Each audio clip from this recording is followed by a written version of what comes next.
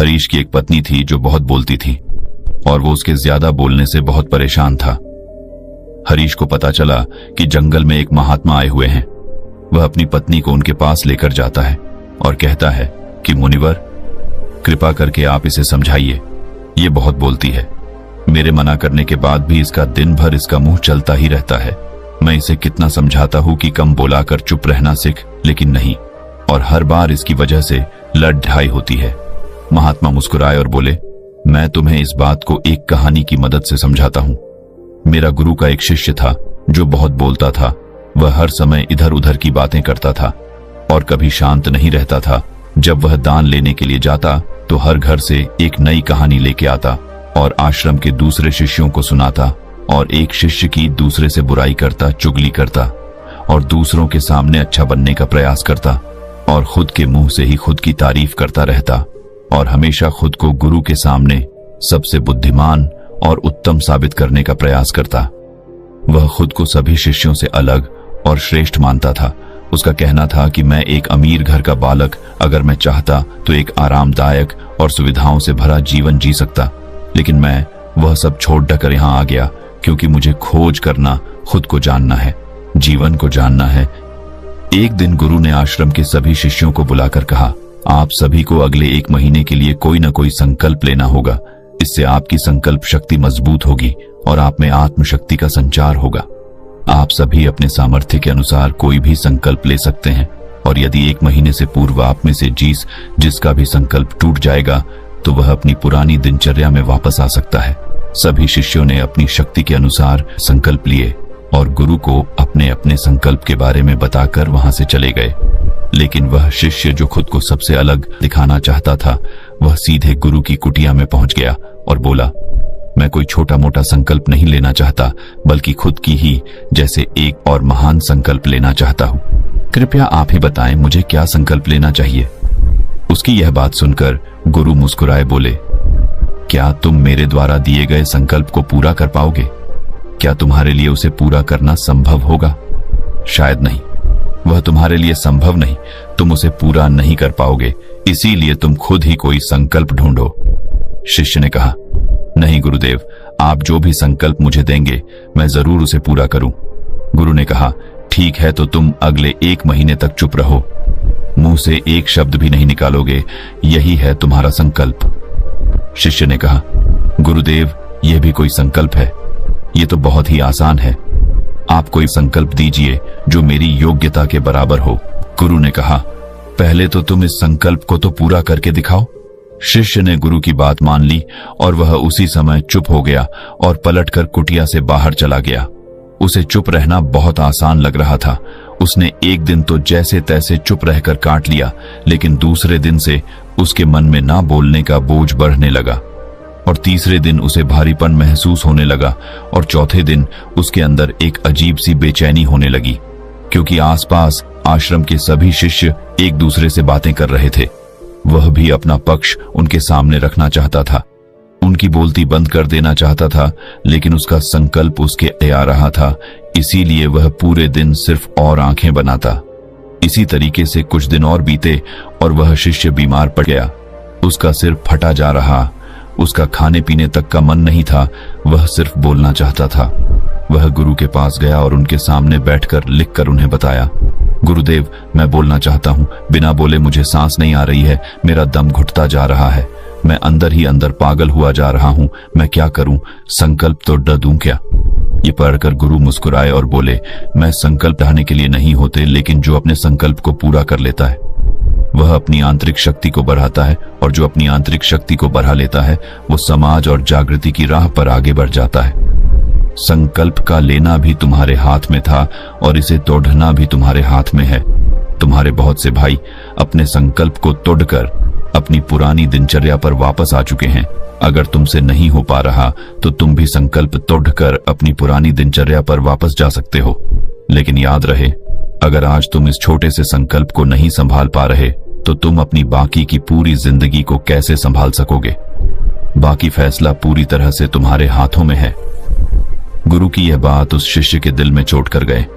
वो बिना कुछ बोले वहां से वापस चला गया और खुद को अपनी कुटिया में बंद कर वह केवल अपने जरूरी कामों के लिए ही कुटिया से बाहर निकलता, बाकी सारे समय कुटिया के अंदर ही बैठा रहा। 15 दिन बीत चुके थे और आश्रम के लगभग सभी शिष्यों का संकल्प अब तक टूट चुका था, लेकिन उसका संकल्प अभी भी जारी था। संकल्प लेने के बाद से अब तक उसने एक शब्द भी नहीं बोला। सारा आश्रम हैरान था कि इतना बोलने वाला इंसान चुप कैसे हो। 15 दिन बीतने के बाद वह दोबारा अपने गुरु के पास गया और लिखकर बताया है, गुरुदेव, मैं बाहर से तो चुप हूं, लेकिन मेरे भीतर बहुत सी आवाजें हैं, बहुत सी चीख पुकार और शिकायतें हैं। मैं अंदर ही अंदर बात करता रहता हूं। मेरा मन तरह तरह के प्रश्न पूछता है। मैं बाहर से जितना मोर, भीतर से उतने ही शोर शराबे से भरा। क्या इस तरह से मेरा संकल्प अभी भी है? गुरु ने कहा, हाँ, तुम्हारा संकल्प अभी भी जारी है, लेकिन जब तक लोगों की ये आवाजें तुम्हारे कानों में बजती रही, तुम्हारा मन बोलता रहेगा, क्योंकि इसे तो आदत है। तुम भले ही बाहर से चुप रहो, लेकिन तुम अंदर ही अंदर बोलते रहोगे। तुम्हें इन बातों से, इन आवाजों से दूर जाना चाहिए।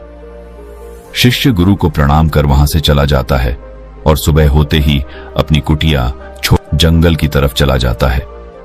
कई दिन बीत जाते, संकल्प का समय भी पूरा हो जाता है, लेकिन शिष्य लौटकर नहीं आया। आश्रम में सभी को डर था कि कहीं जंगली जानवर ने उसे खाना लिया हो। इस बीच उसे ढूंढने की बहुत कोशिश की गई, लेकिन वह कहीं नहीं मिला। गुरु भाइयों ने मान लिया था कि जंगली जानवरों ने उसे अपना शिकार बना लिया है, लेकिन गुरु को ऐसा नहीं लगता। एक दिन आश्रम का एक अन्य शिष्य गुरु के पास आया और बोला, गुरुदेव, हमारे उस अधिक बोलने वाले भाई के साथ क्या हुआ होगा? क्या जानवर ने उसे मार दिया होगा? गुरु ने कहा, हो सकता है कि जानवरों ने उसे अपना शिकार बना लिया हो, लेकिन उसके न लौटने की एक दूसरी वजह भी हो सकती है। शायद उसे वह मिल गया है जिसके लिए वह गया था। फिर शिष्य ने पूछा, गुरुदेव, क्या ज्यादा बोलना इतना हानिकारक होता है? गुरु ने बोला, कहा, इंसान के जीवन के बहुत सारे दुखों में से एक दुख यह भी है कि वह कभी चुप नहीं रह सकता, हमेशा कुछ ना कुछ बोलता ही रहता है। सिर्फ हमारे बोलने के कारण हमारे आधे से ज्यादा दुख पैदा होते हैं। हम में से कोई भी चुप नहीं रहना चाहता, हम बस सामने वाले को सुना देना चाहते हैं। जो भी हमारे मन में है सब निकालकर उसके मन में बैठा देना चाहते हैं, उसे समझा देना चाहते हैं कि देख, तू गलत है और मैं सही। इस तरीके से सुनने और सुनाने का यह काम जिंदगी भर चलता रहता है, लेकिन इस नासमझी में हम अपना समय, अपना जीवन, अपनी समझ और सबसे महत्वपूर्ण अवकीमती पल जो जिए जा सकते हैं, जिनको अनुभव किया जा सकता है, जिनमें आनंद को प्राप्त किया जा सकता है, यह सब खो देते हैं। लेकिन इसके बदले हमें मिलता क्या है? कुछ नहीं, सब व्यर्थ और बर्बाद हो जाता है। शिष्य ने पूछा, तो फिर इसका समाधान क्या है? गुरु ने कहा, पूरी जागरूकता के साथ अपने विचारों को देखना, यही एकमात्र तरीका है। सारी मानसिक समस्याओं का वर्तमान में रहकर चिंतन करना, पूरी जागरूकता के साथ अपना काम करना जिंदगी में चमत्कारिक बदलाव ला देता है। उसके बाद वह शिष्य गुरु से अपने प्रश्नों का उत्तर पाकर उनको प्रणाम करके वहां से चला गया। उस शिष्य को आश्रम छोड़ ढकर गए 3 महीने का समय बीत चुका था, लेकिन उसकी कोई खबर नहीं। अब तक तो सभी गुरु भाइयों ने भी उसके वापस लौटने की उम्मीद छोड़ी, लेकिन एक दिन वह आश्रम लौट आता है। लेकिन अब वह नहीं था जो यहां से गया था, वह कुछ और ही बनकर वापस आया था। उसके अंदर एक गजब का बदलाव महसूस किया जा सकता था। उसके चेहरे पर एक गजब का ठहराव और आंखों में बनी शांति थी। आश्रम में आते ही सभी गुरु भाइयों ने उसे चारों तरफ से घेर लिया और बातें करने लग गए। वह भी अपने गुरु भाइयों से बातें करने लगा। उससे बात करने वाले सभी ने यह अनुभव किया कि अब वह पहले जैसा उतावला और बातूनी नहीं रह गया था। उसके मुंह से एक एक शब्द बहुत ही सुलझे हुए और मधुरता के साथ निकल रहे थे। थोड़ी देर तक गुरु भाइयों से बात करने के बाद वह सीधा गुरु की तरफ चला गया। उसने गुरु के चरण छुए और कहा, गुरुदेव, क्या मैं अब भी मौन हूं? क्या अब भी मेरा संकल्प जारी है? गुरु ने कुछ देर तक शिष्य की आंखों में बड़े ध्यान से देखा और कहा, हां, तुम अब भी मौन हो।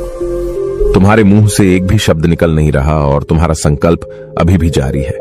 शिष्य ने कहा, गुरुदेव, जब मैं आश्रम से गया तो मैं मुंह से तो चुप था, लेकिन मेरे अंदर बहुत सी आवाजें थी।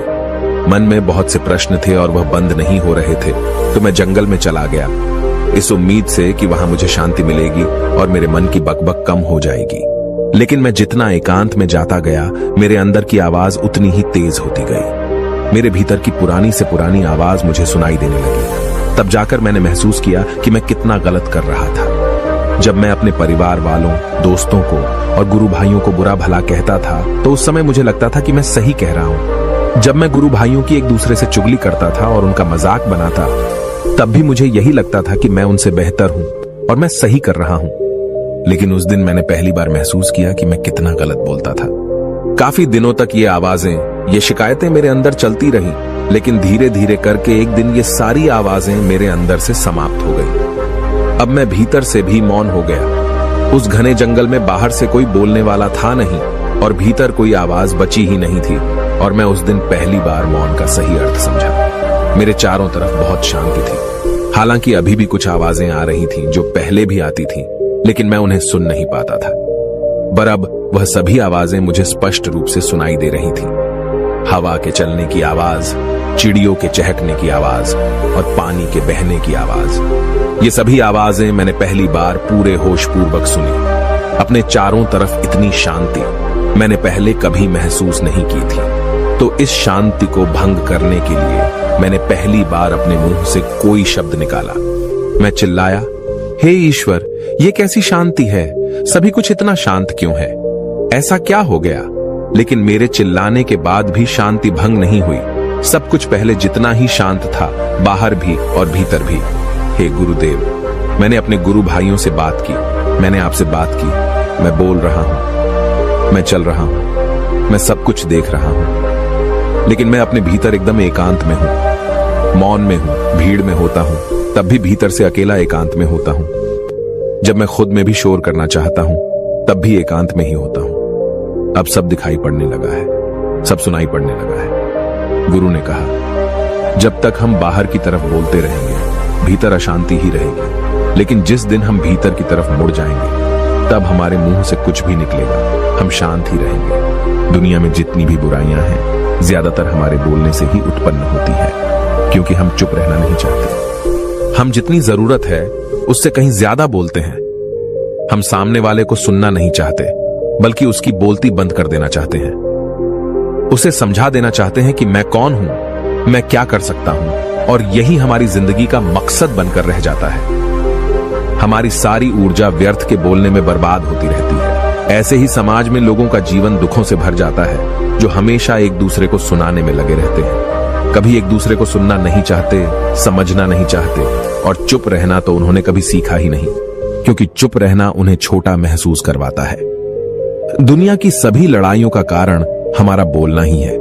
इसलिए हमें सिर्फ उतना ही बोलना चाहिए जितना जरूरी हो, क्योंकि व्यर्थ का बोलना ऊर्जा को नष्ट करना है, और यह बोलना ही हमें कभी अपने भीतर की ओर लौटने नहीं देता, क्योंकि यह हमें बाहर की ओर खींचकर रखता है, और बाहर है ही क्या इस संसार के अलावा। लेकिन अगर अपने भीतर के संसार की ओर मोड़ना है, तो इस मुंह को बंद ही रखना चाहिए। इसीलिए जितने भी बुद्ध हुए, आत्मज्ञानी हुए, वह सभी एकांत की ओर भागे, ताकि उन्हें ज्यादा न बोलना पड़े, ज्यादा सुनना न पड़े। वह एकांत में रहे और शांत रहे, इसीलिए आसानी से भीतर की यात्रा कर पाए। लेकिन अगर कोई चाहे तो इस संसार में रहकर भी एकांत में रह सकता है, शांत रह सकता है, लेकिन इसके लिए उन्हें अपनी ऊर्जा बचानी होगी, जिसे वह अब तक अपने व्यर्थ के शब्दों में बर्बाद कर रहे थे। दोस्तों, इस कहानी की सीख यही है कि व्यर्थ का बोलना ऊर्जा को नष्ट करना है। ज्यादा और व्यर्थ बोलना ही हमें अपने भीतर की ओर लौटने नहीं देता, क्योंकि यह हमें बाहर की ओर झुकाए रखता है, और जिन्हें भीतर की यात्रा करनी है, उन्हें अपने मुंह को बंद ही रखना चाहिए। मुझे उम्मीद है कि आपको यह कहानी पसंद आई होगी और काफी कुछ सीखने को मिला होगा।